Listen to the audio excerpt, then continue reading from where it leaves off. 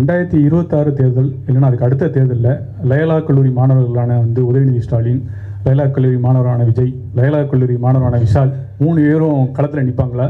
லயலா கல்லூரி மாணவர் வருங்காலத்தில் தமிழக முதல்வர் ஆவாரா? எப்படி இதெல்லாம் ரூம் போட்டு யோசிக்கிறாரா என்னன்னு தெரியல.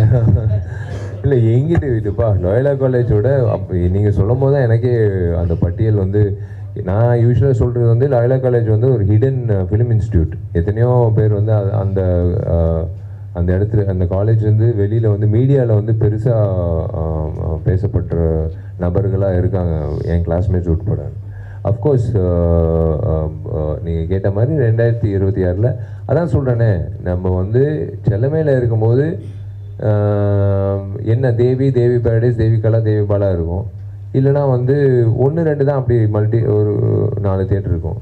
அப்படியே போக போக பூஜை வரும்போது ஸ்லோவாக மல்டிப்ளெக்ஸ் தொடங்கிடுச்சு. இப்போ கோவிடுக்கு அப்புறம் ஒரு குடும்பம் இப்போ நீங்கள் இங்கிட்ட இருக்கிற ஃபோரமாலோ இல்லை பலாசோவோ அப்படி இப்போ போனீங்கன்னா ஒரு 6-7 திரைப்படங்களோட போஸ்டர் இருக்கும். எந்த திரைப்படத்துக்கு நம்ம போகலான்றது அவங்க முடிவு பண்ணுவாங்க. ஏன்னா அவங்க ஆல்ரெடி கோவிட் டைமில் எல்லா படங்கள், எல்லா மொழிகளோட எல்லா டைரக்டர்ஸ் எல்லா படங்களும் பார்த்துட்டாங்க. கொரியன் படம், ஈரானியன் படம், எல்லா படங்களும் பார்த்துட்டாங்க. ஸோ அவங்களுக்கு என்னென்னா மைண்ட் செட் அப்கிரேட் ஆகிடுச்சு. அவங்களுக்கு இனிமேல் நம்மளை ஏமாற்ற முடியாது, நம்ம எல்லாத்தையும் பார்த்துட்டோம், இனிமேல் எவனாவது காப்பி அடித்தா கூட நம்ம சொல்லிவிடுவோம் நம்ம எந்த படத்துல தான் காப்பி அடிச்சான்ற மாதிரி. ஸோ அவங்களுக்கு என்னென்னா அதே மாதிரி தான் அந்த வளர்ச்சி இருக்குல்ல, அந்த சின்ன ஒரு தியேட்டர் திரையரங்கத்துலேருந்து இப்போ மல்டிப்ளெக்ஸு, அந்த மாதிரி தான் 2026 பட்டியல் அப்படி தான் இருக்க போகுது. நீங்கள் எழுதி வச்சுக்கோங்க, அப்படி தான் இருக்க போகுது. கன்ஃபியூஷன் ஆகாது, ஆனால் கம்பேரிசன் இருக்கும். டெஃபினட்டாக ஒரு அழகான ஒரு பட்டியல் இருக்கும் மக்களுக்கு.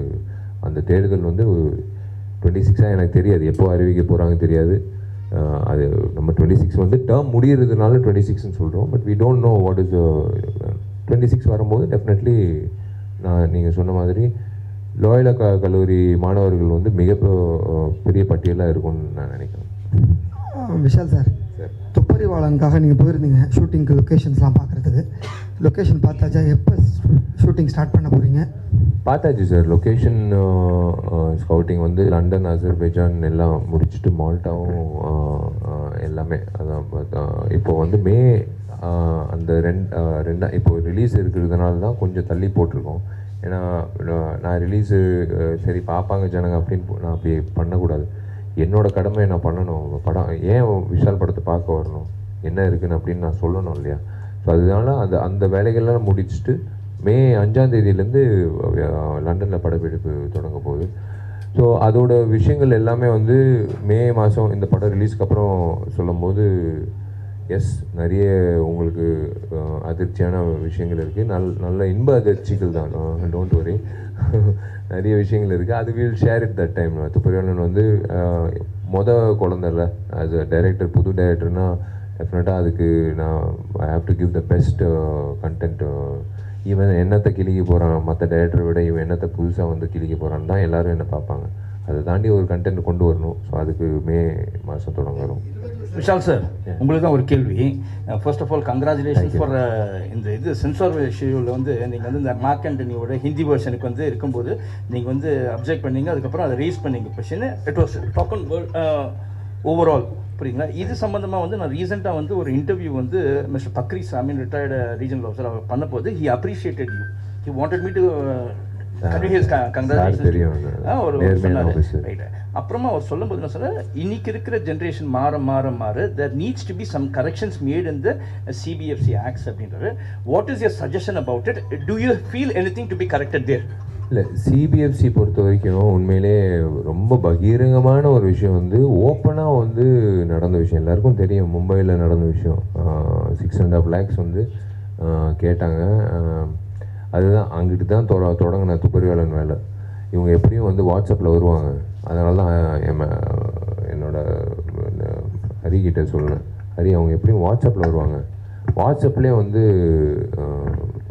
ஸ்பீக்கர் போட்டு அது இன்னொரு ஃபோனை வச்சு ரெக்கார்ட் பண்ணிக்கொண்டு சிபிஐயே சிரிச்சிட்டாங்க. இதெல்லாம் எப்படி உங்களுக்கு யோசனை வந்ததுன்னு. இல்லைங்க, ஒருத்தர் துப்பறிவாளன்னு ஒரு படம் எடுக்கிறாரு, அவர் தான் அந்த ஐடியா கொடுத்தாரு. அது வச்சு தான் எங்களுக்கு எவிடன்ஸ் கிடைச்சிதுன்னு. அது டெஃபினட்டாக பதிவு பண்ண வேண்டிய விஷயம். ஒரு சிபிஎஃப்சியிலே இப்படி லஞ்சம் கேட்குறாங்கன்னா அப்போ மற்ற பென்ஷனுக்காக ஒரு வயசானவர் வந்து அவர் எவ்வளோ கஷ்டப்படுவார், இல்லை ஒரு விவசாயி வந்து அவருக்கான நிறைய விஷயங்கள் இருக்குல்ல. ஸோ அது பதிவு பண்ணதுக்கப்புறம் இனிமே வந்து எனக்கு ரொம்ப சந்தோஷம் என்னென்னா, அவங்களே சொல்லிட்டாங்க, எப்பா சாமி இனிமே வந்து பாம்பே பக்கம் வந்துடாதீங்க, உங்கள் லாங்குவேஜை நீங்கள் உங்கள் ஊர்லேயே ஹிந்தி டப்பிங் நீங்கள் அங்கிட்டே பண்ணிக்கோங்க சென்சார், பாம்பே பக்கம் வந்துடாதீங்க, பாம்பே வந்து ஹிந்தி படங்கள் மட்டும் நாங்கள் பார்த்துக்கிறோம். அது ஒரு நல்ல ஒரு விஷயம் தானே. யாருமே அவ்வளோ தூரம் போய் நீங்கள் சர்டிஃபிகேட்டுக்காக வெயிட் பண்ண தேவையில்லை. சென்னை தமிழ் படம் ஹிந்தி டப்பிங்னா தமிழ்லேயே பண்ணிக்கலாம் சென்னையில். ஸோ சிபிஎஃப்சி பொறுத்த வரைக்கும் வந்து ஒரே ஒரு விஷயந்தான், இட் இஸ் ஐ விஷ் ஒரு கைட்லைன் புக் மாதிரி எழுதிட்டு எல்லா இயக்குனர் சங்கத்துக்கும் எழுத்தாளர் சங்கத்துக்கும் ப்ரொடியூசர் சங்கத்துக்கும் வந்து ஒரு புக்காக கொடுத்துடணும் கைட்லைன்ஸ். தயவு செஞ்சு இதெல்லாம் எடுத்துகிட்டு வராதீங்க, டைம் வேஸ்ட் பண்ணாதீங்க.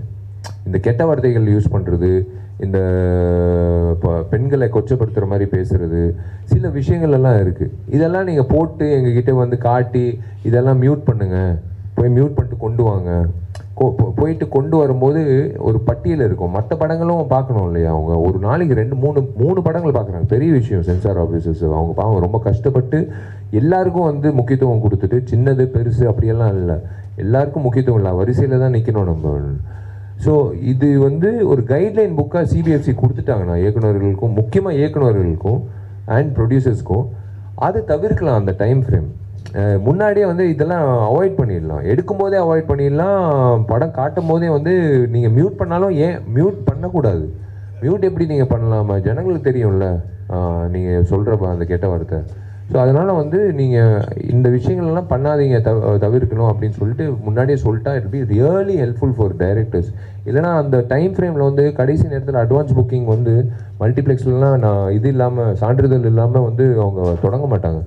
அந்த நேரத்தை பார்த்து நம்ம வந்து மிஸ் பண்ணக்கூடாது. ஏன்னா புதன்கிழமை அன்றைக்கி வந்து அவன் போய் அந்த படத்தை வாங்குறதுக்கு வாய்ப்பு இல்லைன்னா அடுத்த படத்துக்கு போயிடுவான், மிஸ் பண்ணிடுறோம் audience. So that's what a guideline book. அதுதான் that will be a nice thing. Nadigar Sangam எப்போ தொடங்க போகிறீங்க, ஆரம்பிக்க போகிறீங்க? அதில் உங்கள் கல்யாணமும் தூக்கி நிற்கிது, அதனால தான் கேட்குறேன். அதை எதிர்பார்க்குறோம். இல்லை கண்டிப்பாக சார். அதான் பில்டிங் கட்டுறது சாதாரண விஷயம் இல்லை. இந்த மாதிரி இப்போ ஒரு பில்டிங் எழுப்பியிருந்தா எப்பயோ நாங்கள் வருஷத்துலேயே எழுப்பியிருப்போம். ஆனால் ஒரு ஐகானிக் பில்டிங் பண்ணுறது வந்து ஒரு வித்தியாசமாக பண்ணணும். அது படமாக இருந்தாலும் சரி, நம்ம செயல்பாட்டிலையும் சரி, ஒரு பில்டிங் வந்து திரும்பி பார்க்க வைக்கிற மாதிரி தமிழ்நாடே வந்து இப்போது யாராவது எங்கிட்டையாவது நாகர்கோவிலேருந்து கிளம்பி சென்னைக்கு வராங்கன்னா ஒரு 8 பார்த்துட்டு போயிடலாமா, எம்ஜிஆர் சமாதியை ஒரு வாட்டி பார்த்துட்டு போயிடலாம் அப்படின்ட்டு எல்லோரும் வருவாங்க. அது இயல்பான ஒரு விஷயம். அதே மாதிரி ஒரு 8 பார்த்துட்டு போயிடலாமா, நடிகர் சங்கம் பில்டிங்னு சொல்கிறாங்களே இப்போ ரொம்ப வித்தியாசமாக இருக்கே, போய் பார்த்துட்டு வரலாமான்ற ஒரு உணர்வு தான் நாங்கள் வந்து இவ்வளோ கஷ்டப்பட்டு போராடி கொண்டு வரோம். இந்த வருடத்துக்குள்ளே நாங்கள் வந்து கொண்டு வந்துடுவோம், பில்டிங் வந்துடும். கல்யாணம் நான் அப்புறம் சொல்கிறேன்.